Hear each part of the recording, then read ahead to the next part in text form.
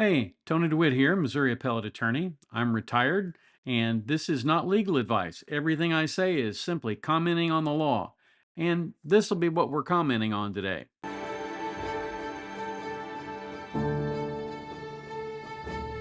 Well, it's not always transparent to people who call these big law firms with the signs that say, we've gotten $4 billion in recoveries or whatever they are, or there's a big picture of some smiling attorney, or down in Florida, there are pictures of these attorneys with eye patches that make them look like pirates. But basically, what a lot of these folks do is they set up call centers, and then people call in, and some of them have absolutely no case, some of them have fairly good cases, and other ones have great cases. And instead of actually handling those cases, in other words, instead of signing those clients up for litigation purposes, gathering the records, doing the work, taking the case to trial, those lawyers instead send the case to someone else to actually try the case. In other words, they make a referral. This person came into our law firm. We decided we didn't want to handle the case. We'll send it to you and you can handle it, and you'll just send us back a little portion of the fee. And usually that's somewhere between 15 and 25% of whatever the fee is that the attorneys get when they recover on behalf of a plaintiff. That is, like I said, not particularly transparent with a lot of these places, but a lot of these places have absolutely no intention of trying your case. A lot of them just want to get you in the door, sign you up so they can send you out to somebody who'll pay them a referral fee. And as I said, referral fees vary in size and scope based on the type of case. You might very well have a higher referral fee if it was something like a antitrust class action, and maybe a little bit of a lower fee if it was just a run-of-the-mill slip and fall or car accident case. So that's the way some of those systems work. But the interesting thing is, the one source of litigation that I think judges just can't stand is when the referral fee is considered to not be enough by one lawyer, or where the lawyer that handles the case just decides, I'm not paying one. And as a result, they get into a bit of a tussle, and it never really works out well. So today, what we have is a lawyer behaving badly, or two of them, or more, two or more of them behaving badly in this law firm, and the litigation that results is pretty spectacular, and it made it all the way up to the Circuit Court of Appeals. So let's take a look at the opinion. Now, this is from the Fourth United States Circuit Court of Appeals. It's called the Keys Law Firm Plaintiff versus Paul J. Napoli individually, and Napoli, Shlokolnik, Napoli, Shlokolnik and Associates, Paul Napoli Law, PLLC, and Napoli Law, PLLC. So there are a number of different corporate entities involved. And in addition to that, there are all these additional law firm defendants: Napoli, Byrne, Ripka, Shkolnik, and all these others with, and there's a Napoli in pretty much every one of them. That's the funny part, except this last one down here, Mark J. Byrne and Partners. It's an appeal from the District Court of the District of Maryland at Baltimore, where the judge was Julie Rubin, and this is before three judges, Diaz, Wilkinson, and Berner. And the case is affirmed by a published opinion. Wilkinson wrote the opinion in which Diaz and Judge Berner joined. So what's the situation? Well, Napoli Law contests the sanctions award that the District Court of Maryland imposed in light of the Napoli firm's abusive process in two lawsuits filed in the state of New York. The New York lawsuits claimed that the ongoing litigation against Napoli in Maryland was frivolous and sought an order for its dismissal. We think this misconduct of the law firm was in direct defiance of the Maryland District Court's adjudicative function, and that the court was within its discretion in imposing a sanctions award. Now, it says Napoli is a national firm. It's got extensive experience in class action. And between 2011 and 2014, Keys faced a large influx of asbestos cases and referred over 2,000 of them to Napoli. Napoli agreed to handle litigation for these cases and share part of the contingency fees with Keyes. Initially, Napoli paid Keyes the portion of its fees, but over time, the payments dwindled and eventually stopped. After repeatedly demanding payment to no avail, Keyes was forced to seek relief in federal court. So, on October 9th, Keyes filed a breach of contract suit in the District of Maryland along with the related claims. The district court denied Napoli's motion to dismiss. And this upset Napoli, who filed nearly 2 identical lawsuits in New York State a few months later. So, in case it's not clear, he's losing in Maryland, so he decides, well, I'll just go to my home state of New York and I will file cases there, and I'll ask the court there to order the defendant there, which happened to be Keyes, to cease his litigation in the Maryland District Court. So, in case you're wondering, you can't do that. And pretty much any second-year law student who had taken civil procedure would know that. So it's a little difficult to understand how lawyers who are admitted to the bar are doing this. But let's go on. Not just content with filing these other lawsuits in New York, Napoli also began obstructing the district court proceedings from within in Maryland. And he defied discovery orders. The court threatened sanctions, and he still wouldn't budge. And as a result, the court imposed sanctions and awarded Keyes $318,873 in attorney's fees and costs. A jury then returned a verdict for Keyes in the Maryland case on December 19th. Keyes was awarded $861,062 in damages.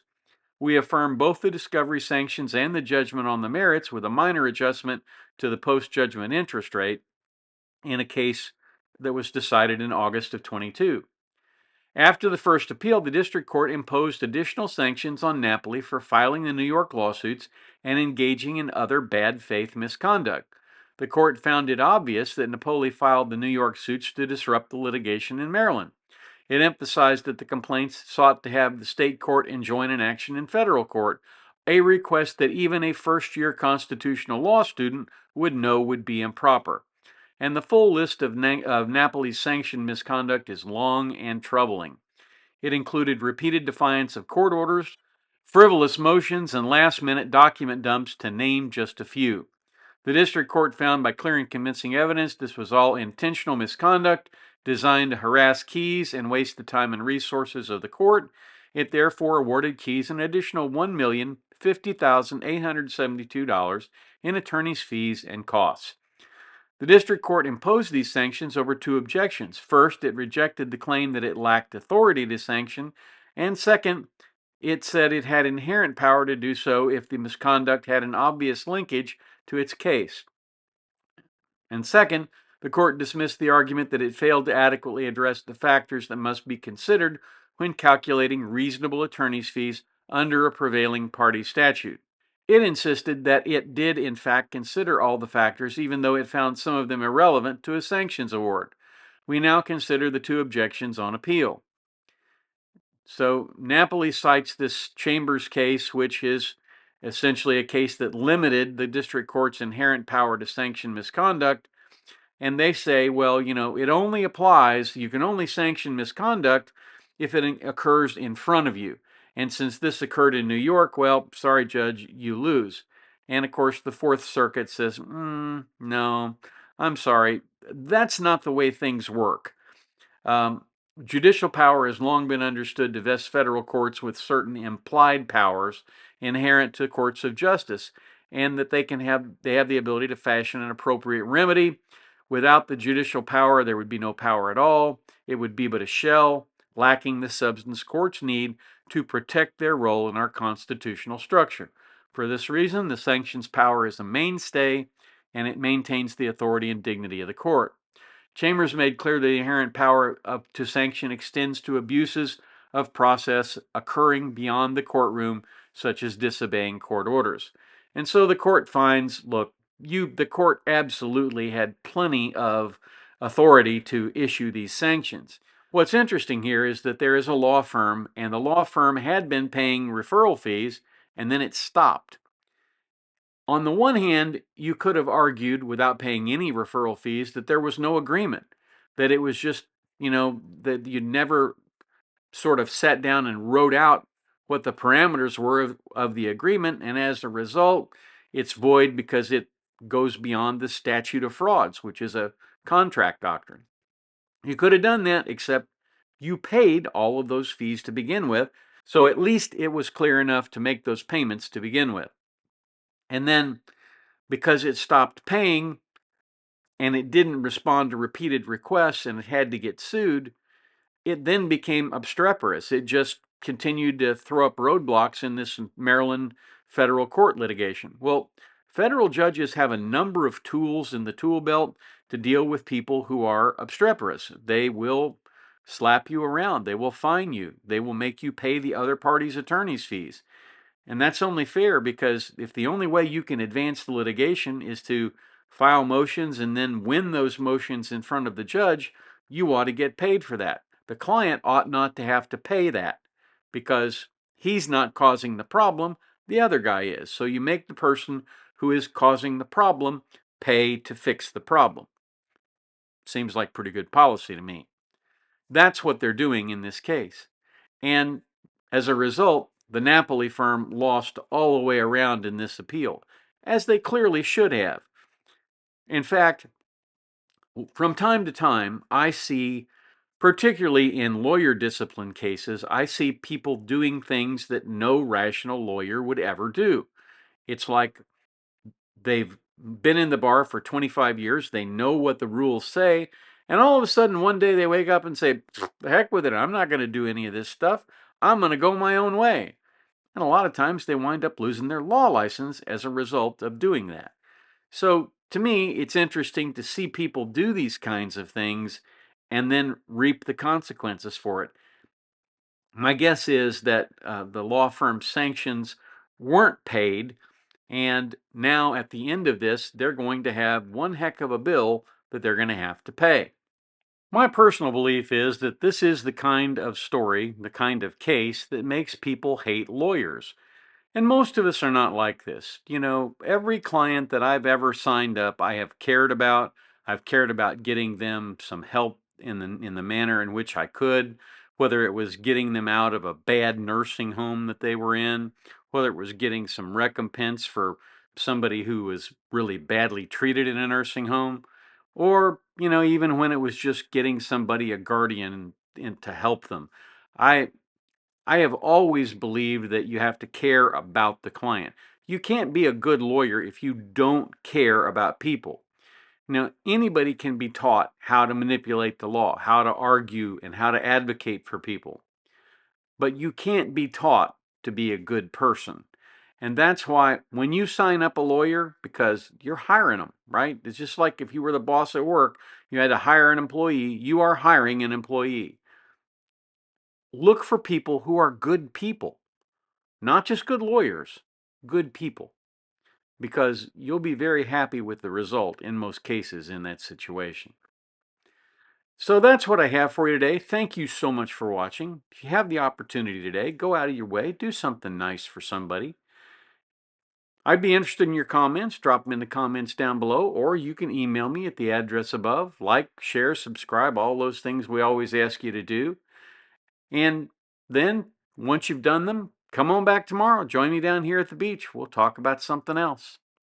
I shouldn't have to say this, but you don't seek legal advice from a guy down at the beach. You seek it from a lawyer in a lawyer's office, where there are people running around in suits and secretaries and all kinds of other people. I'm just a YouTuber. I'm a retired attorney at this point, and although I retain my license to practice in the state of Missouri, I am not here dispensing legal advice. I'm just offering general content on the law. And here are some videos that YouTube thinks you may enjoy.